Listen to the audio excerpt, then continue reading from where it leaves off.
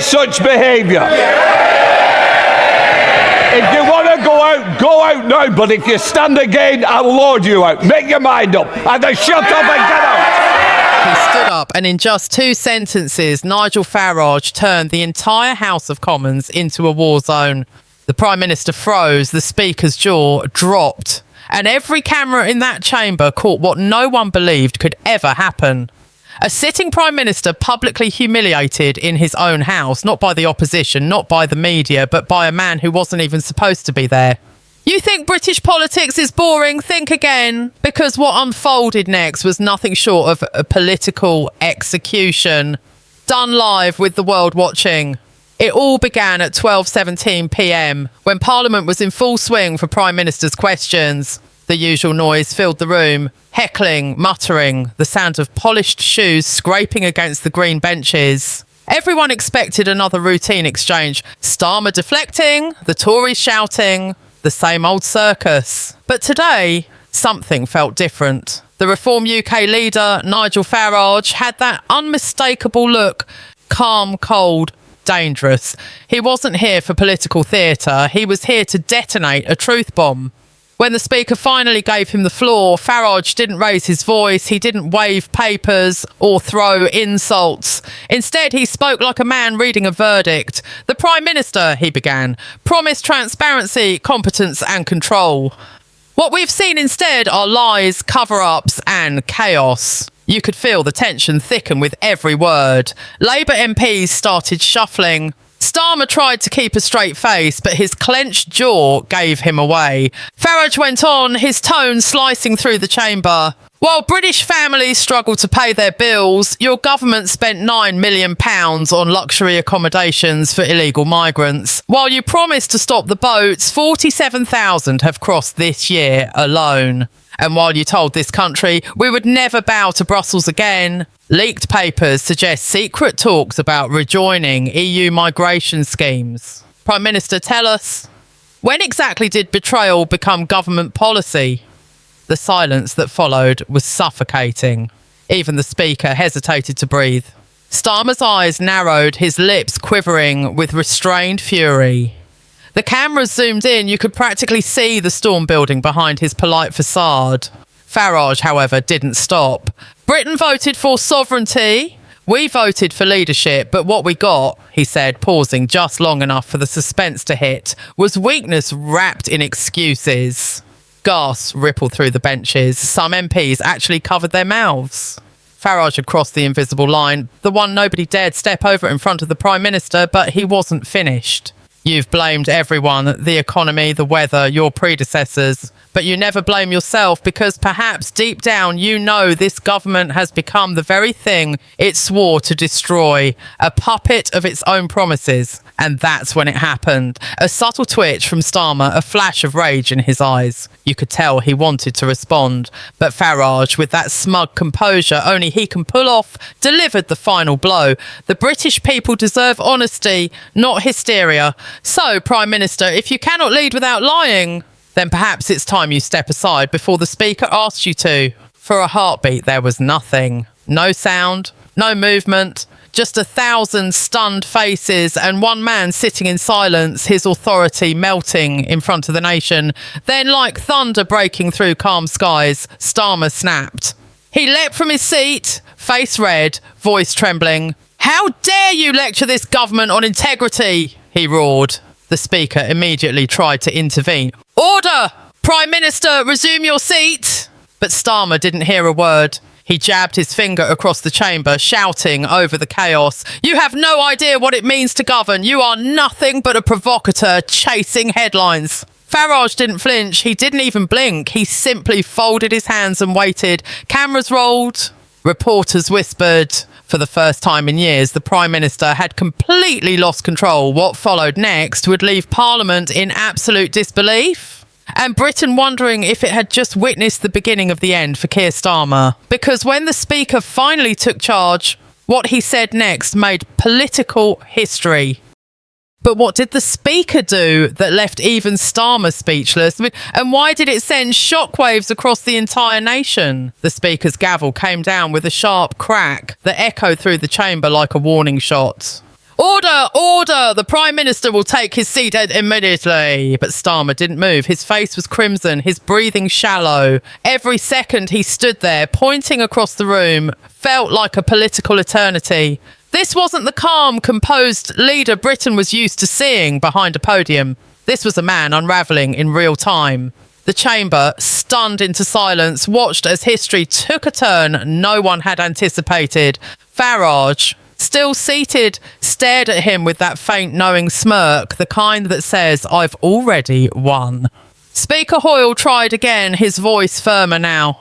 Prime Minister, you are testing the patience of this House. It was a line usually reserved for rowdy backbenchers, never for the head of government. Starmer slammed his palm against the table, the sound cracking like thunder. I will not sit while this man defames the office I hold, he shouted. The Speaker's expression darkened. You will sit, Prime Minister. Now the entire chamber froze. Even the veteran MPs who'd seen decades of fiery debates looked uneasy. This was new territory, the dangerous territory. Cameras flashed. Every major network was broadcasting live. Millions of viewers around the world saw Britain's Prime Minister, red-faced and trembling, refusing a direct order from the Speaker of the House. The irony was unbearable. The man who once promised to restore dignity and discipline to politics was now losing both before a global audience. And through it all, Farage sat perfectly still, hands clasped, eyes fixed on the chaos he had just unleashed. He didn't need to say another word. His silence was the loudest thing in the room. When Starmer finally realised what was happening, it was too late. Hoyle's voice came down like a hammer. Standing Order 43, he declared. The words sent a shiver through Parliament. That ancient rule gives the Speaker full authority to expel any member of the House, even the Prime Minister, if they refuse to maintain order. For a split second, nobody moved. Then murmurs rippled across the benches. Could this really be happening? Could the Speaker actually remove the Prime Minister from the chamber? Starmer's eyes went wide. You cannot be serious, he said, his voice cracking between disbelief and desperation. Hoyle didn't blink. I am entirely serious, Prime Minister. You will withdraw immediately. A wave of gasps swept through the room. Some MPs looked away, unable to watch what was coming next. Two security officers appeared at the edge of the floor, their steps slow and deliberate.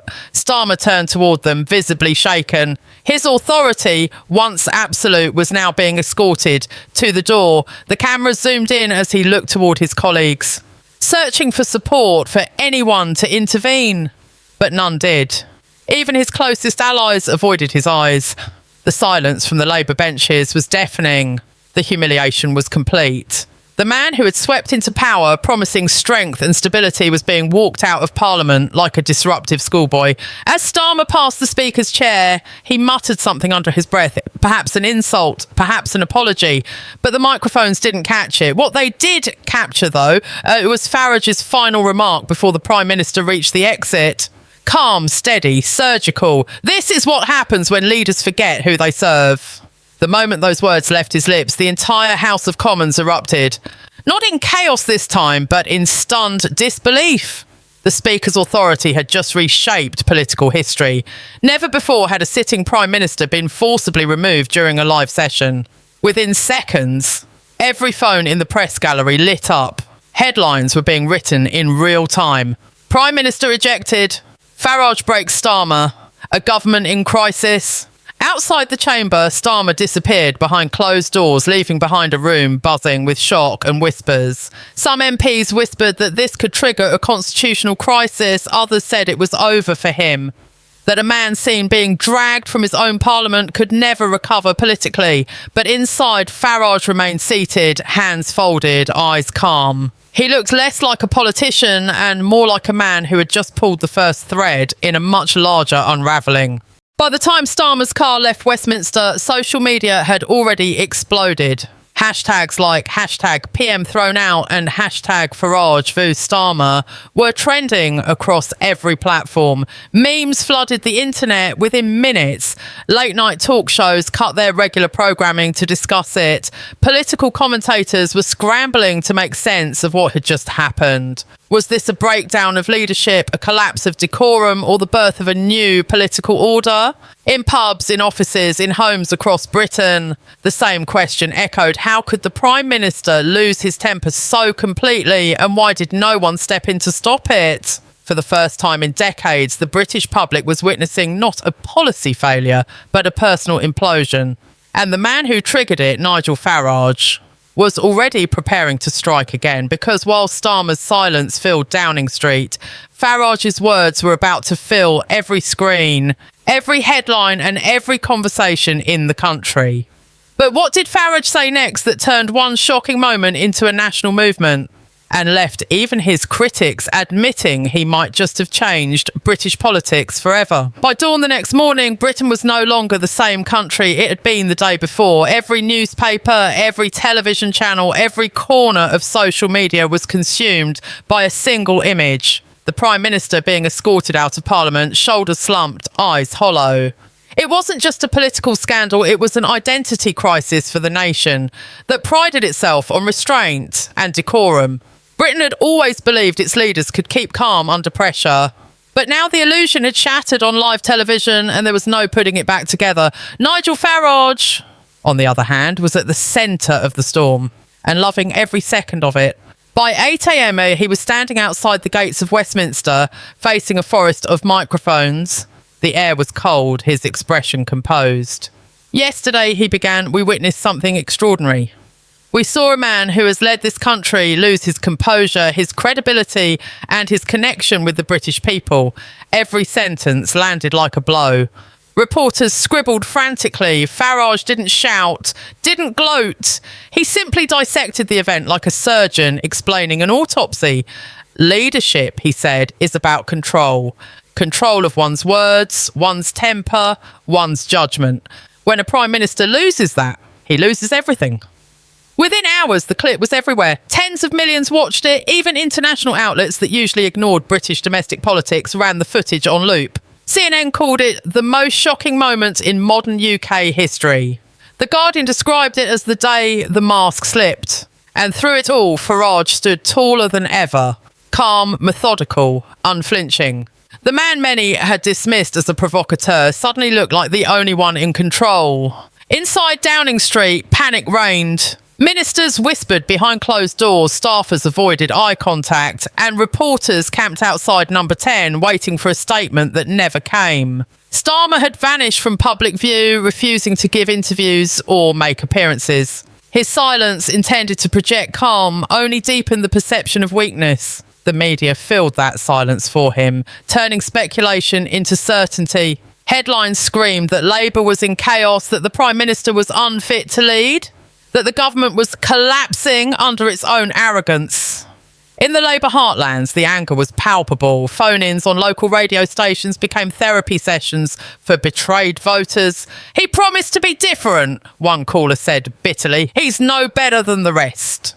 Another fumed. If he can't control himself in Parliament, how can he control the country? Even lifelong Labour supporters began to hesitate. Polling data showed the damage immediately. Starmer's approval ratings plunged by 12 points overnight. For the first time in years, Reform UK had surged into double digits nationally. An unheard of feat for a party so small just months ago. Meanwhile, Farage's team worked like a well-oiled machine. They clipped, captioned and distributed the footage faster than the mainstream networks could react. TikTok, X and YouTube were flooded with side-by-side comparisons. Farage calm and collected, Starmer shouting and red-faced. The contrast was brutal, the message unmistakable. One man composed under pressure, the other cracking under scrutiny. Within 24 hours, Reform UK's website crashed from a flood of new memberships. Donations poured in, grassroots groups sprang to life, and Farage's team realised they had struck gold. The kind of viral momentum political campaigns dream about, but almost never achieve.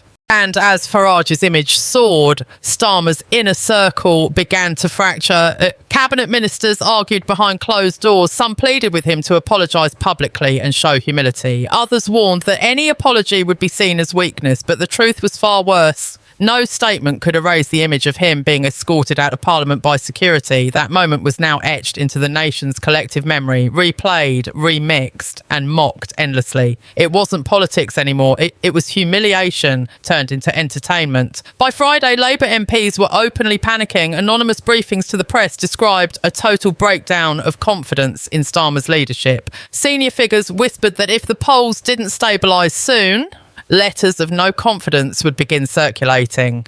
Even Angela Rayner, his deputy, was rumoured to have called the incident catastrophic.